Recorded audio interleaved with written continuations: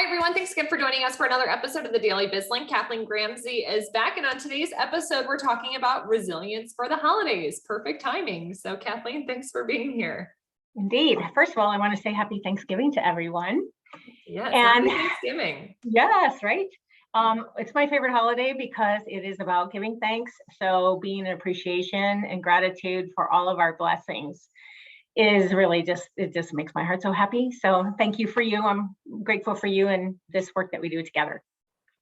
One of the things that I think was a blessing of COVID when last year, when our programs all got messed up for holidays, was that it really gave us an opportunity to reflect on the things that are important to us. So while the tendency could be to get back into the rat race of the holidays this year because we can, I would really invite people to maybe take a little different approach. So I have a couple of ideas on how to help decrease your stress and increase your resilience through the holidays. So the first is to make a list of the things that make a list of the people, not the things, the people that you really enjoy. And first and foremost, plan that when and where are you going to spend time with them. Some of them you can get to spend in person, maybe others it'll just be, it'll be video, but that's, it's good to still see and hear each other. Or even it's just to call people and tell them what they mean to you. And to be grateful and share that gratitude. It's a beautiful way to really embody Thanksgiving and the holidays, and then also really tap into those values of the holidays. So the second thing is to make a list of all your holiday to-dos, which can automatically start people's heart racing. So I would invite you to do a couple things with your list. First of all, make a list of all your typical holiday to-dos. Then rank them in the order of priority of what you enjoy the most, what brings you joy or brings you joy to do for other people. Rank them and put them in that list. And then over here in another column, I'd like you to list all of the things that you do out of obligation or that you feel like you got to do or other people's expectations, whatever, just because of tradition, put it all in there.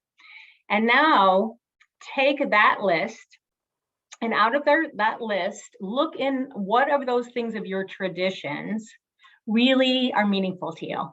Like what really just connects you to your family, connects you to love, connects you to peace, connects you to the values and principles of whatever your faith may be, and move those over into the column of the things you love, and then scratch off all those other things. Give yourself permission not to do them this year.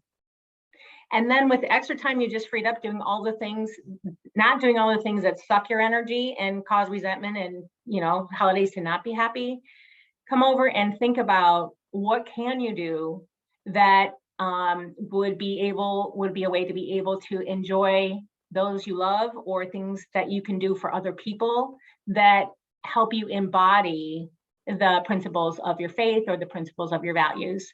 And that certainly will increase your resilience and your joy and love. And that is the point.